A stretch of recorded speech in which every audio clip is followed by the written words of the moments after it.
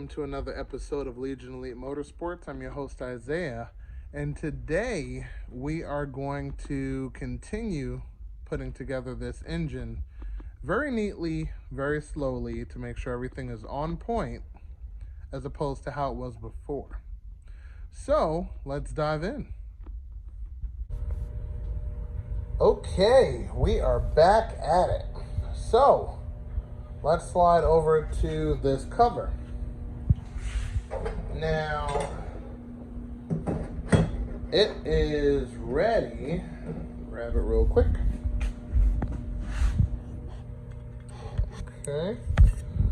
So it is ready. A little dusty. But, yes, so basically, I have a gasket that goes on here, and it's going to be kind of tricky to hold it in place. So I'm going to show you guys a quick, easy way to do so. And also, while you're bolting it in, you figure, put some bolts in, you're good to go. No, that is incorrect. So the bolts actually have rubber O-rings on it. So that mystery oil leak will disappear as soon as you do this right. So these are going to go here. They have an O-ring to make sure whatever's inside stays inside and doesn't come out. So let me grab the O-ring for this guy. And we're going to prep it, and I'm going to show you how to get it done. Okay, so here's the gasket. And as you can see, the gasket is not going to stay placed. So basically what you want to do is you want to move the gasket just for a second. You're going to want to take some of the old trusty Indian head shellac, and we're going to start applying it in the corners here, here, center. One on the outside loop, one at the base, and one here, and in this corner. And then you could possibly do one more right there. And you want to do that just to make sure that when you're going to install this unit, it doesn't fall off. Because if it falls off, it's definitely going to have an oil leak. So to avoid that, best to get this thing put on there properly. So let me do so with the Indian head, and I'm going to show you what it looks like, install it, and we will be right back. And as you can see, just like that, just from applying in these areas, it sticks on with no problem, and this is ready to install. So take your two bolts, line it up, and put it together. And just like that, we have perfection. So at this point, you can run clear coat or powder coat, whichever. I'm just kidding. So now we're going to move on to the water pump. Okay, you could definitely clean that up a little better than normal. But this is one of those areas where we could put a nice thin coat of silicone, and it would give it a nice tight seal, something that you really don't have to worry about. But you can definitely come across this again with a razor blade just to make sure everything is clean and ready for installation. Okay, so we have the water pumps here, and there are two different kinds. So one water pump has this, the other water pump doesn't. So this is the 88 to 89 feature, and the 87 doesn't have this. So 87 and down does not have this extra nipple. Basically what it does do is it goes to this area on the pipe that goes around the engine, and that's pretty much about it. So it has extra flow going towards the heater core, more or less. So I guess that's, I don't know, maybe a recall, I guess you can call it. But anywho, we got the gasket, we got the water pump. This is the one that came out of the car, including the 10mm bolts up top. You want to keep them in their position, because you can see there's a size difference, which is very important. You don't want your water pump to fall off. So we're going to clean up those bolts, put it on this one, including the 10mm bolts, and we're going to install. So let's knock that out the park. And weapon of choice, wire wheel. Hook it up to a little drill and clean it up. So that actually looks a lot better than that, obviously. So we're gonna do that to the tops and the threads. Threads get a little dirty. It's good to keep those clean. Makes the ease of installation even easier when you have non-dirty and corroded screws. So let me clean up the rest of these and we will begin installing. Alrighty, so decided to go with the Indian head. It just works so well.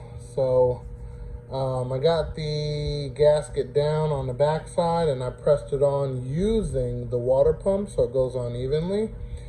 So what I'm gonna do now is I'm gonna apply the Indian head onto the final gasket there, and we should be good to go as far as the water pump is concerned.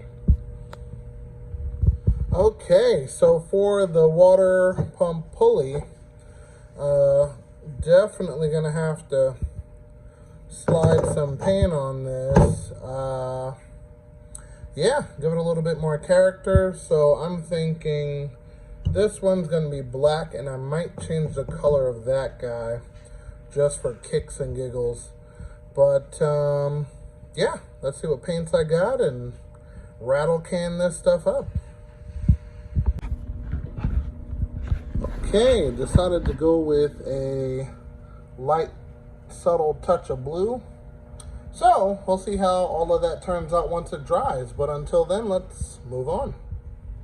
Okay, we are back to the bottom side.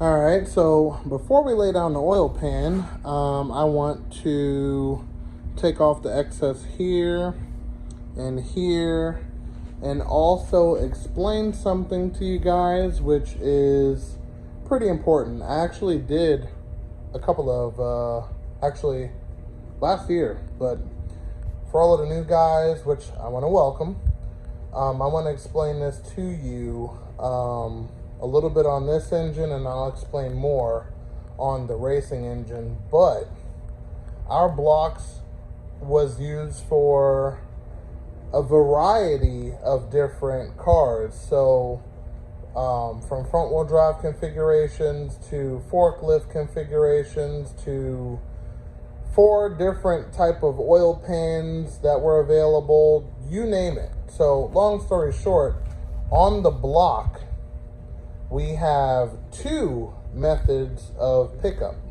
okay?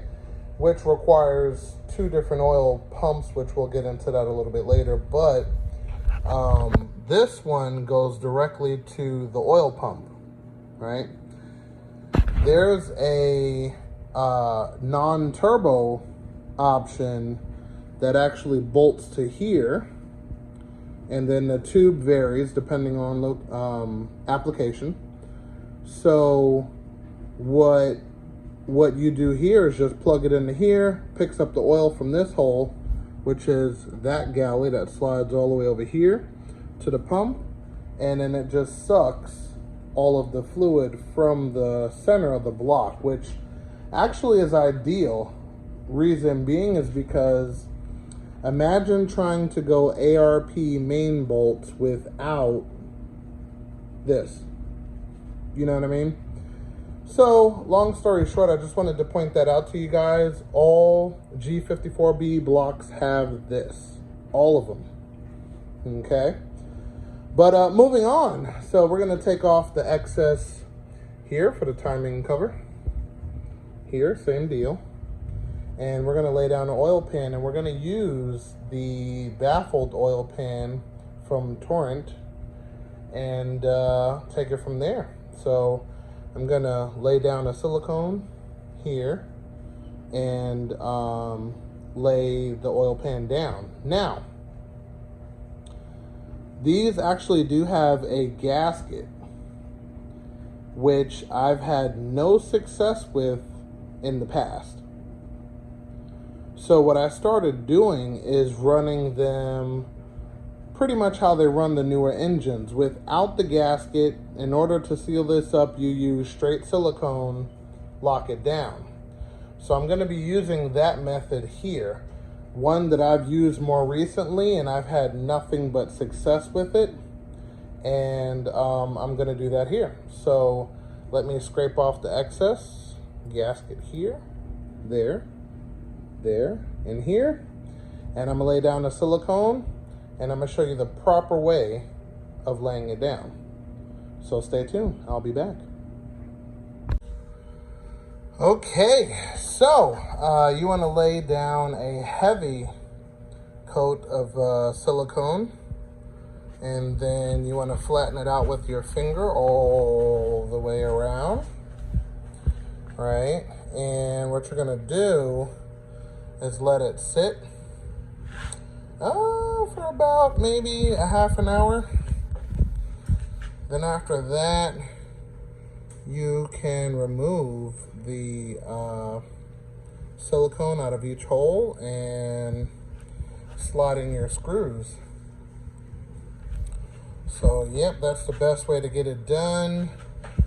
That's gonna seal and make a super tight bond. And then that should do it. Okay, after 30 minutes or so, 20 or 30 minutes, you want to start putting the screws in for the oil pan all the way around. And what you're doing is you want to do it finger tight. Actually not even tight, just actually thread it in the hole. And as you can see, most of them are still standing up. So what you're going to want to do is let that dry. Once that dries, which usually takes 12 hours to 24 hours, depending on what kind of silicone you have. And we are using ultra gray, high temperature gasket maker. All right, that one is resistant to oil, water, you name it, it's resistant. So you're gonna let that dry. And actually, let me take this off. Looks like, yep, probably gonna need a different angle. No big deal, I do have that. So this is a 90, I will put in a 45. Cool, so anyway, so yep, you're gonna let that dry the 24 hours, and then you're going to begin tightening all of the screws. Now, because they are 10 millimeters, you don't need to go super strong when you tighten it. You just want to palm tighten it. So that means take the socket, put it in your palm, and just tighten it just snug. Doesn't need to be super tight. So then after that, the oil pan will be complete. Okay, and while we have the engine upside down, our water pump pulley is dry to the touch, and so is the plate. So we're going to pop both of these on there, and it's simple enough. You're probably going to need something to hold this because it's going to turn, but using a impact gun, you can hold it by hand, no big deal. Now again, 10 millimeters, you don't want to go crazy, just a couple of ugga-duggas will get it done. So I'm gonna put this on and take it from there. Okay, all done. And I gotta say, that looks pretty spiffy, not bad. Like the color combo. I think for the racing motor, we might just go powder coat crazy. As soon as I find someone that does powder coating and you know, has a good turnaround time. That's very important. But anyway, so that looks good. That is done. Next thing we're gonna add in is the alternator. So I'm gonna bring that in on this side, and I'm gonna bring in the AC compressor, which goes up in this area with the bracket. Those two are the only items that are not gonna be super squeaky clean. The alternator will be, the AC bracket will not. And same deal over here for the power steering pump. That is not going to be ultra clean. Okay, so here is the Hyundai alternator. I'm starting to notice a lot of these vary from pulley size to pulley, but regardless to what, this one actually had this pulley, which works out perfectly, but the spacer in the back was too big, so I had to grind it down, and this one fit on there perfectly. Other ones, you actually have to port the hole out. Those are the only two I've come across so far, but this setup works for, it's 90 amps. This setup works for, I believe, 87 and up, whichever one has this plug, but this is a Hyundai alternator 90 amp, and all of my vehicles, 87 and 88, have this plug. The older vehicles have the up and down plug.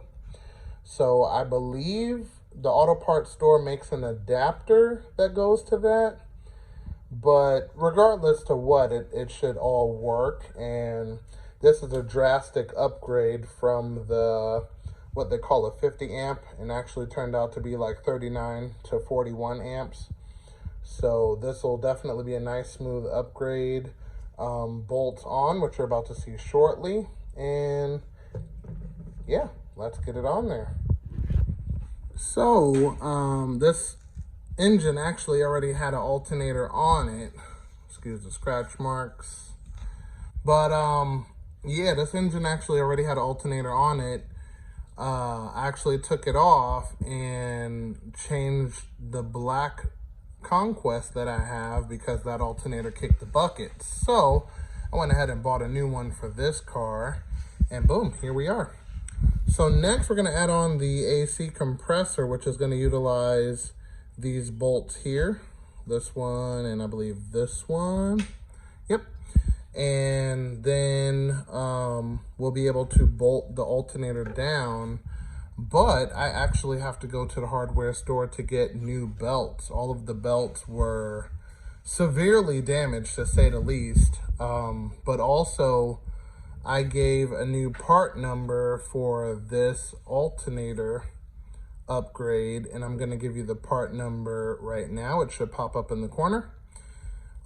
It's pretty much 1 inch bigger than the original belt. No big deal. And what we're gonna do is we're gonna slide on the AC compressor, because we will be running air conditioning. That is pretty much mandatory here in Florida. So that's gonna be added in there. And we will be back. Okay, and everything is on and tight here. Just give it a little wiggle to make sure that the alternator is able to slide, and that's it, she's good to go. At this point, it'll be the perfect time to kind of snug your bolts down, not all the way, but just to where it touches, and make sure it seals all the way around. And then that should be it for that. Next, we're going to put on the power steering pump. Okay, so once you put on the 12 millimeter there, you have a 14 and a 12 millimeter that goes there. And then now we are ready to put on the power steering pump. Okay, so we have a 12 millimeter back here, and we have 2 that go through this hole. And basically what this is its own tensioner. So you want to make sure you put on the belt before you tighten these 3 guys, the 2 in the front and the 1 in the back. All right. So I need to go to the store and get some belts and pop this on. And with that being said, I hope you guys enjoyed some way, shape, or form. If you like, definitely give me a thumbs up. and subscribe if it's the type of content you like to view. And make sure you hit the bell icon for updated notifications. And I'll definitely see you next time. Remember, knowledge is power.